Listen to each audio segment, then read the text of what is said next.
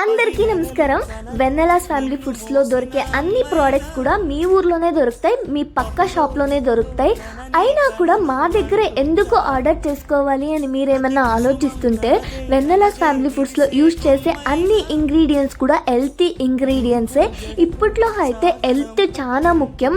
మనం ఎప్పుడూ వింటూనే ఉంటాం, చిన్న ఏజ్కే హార్ట్ అటాక్స్, హెల్త్ ఇష్యూస్ అని. ఇవన్నీ ఏమీ లేకుండా, మంచి ప్రిజర్వేటివ్స్ లేకుండా మంచి ప్రోడక్ట్ అందియాలనేదే మా వెన్నెలాస్ ఫ్యామిలీ ఫుడ్స్ కాన్సెప్ట్.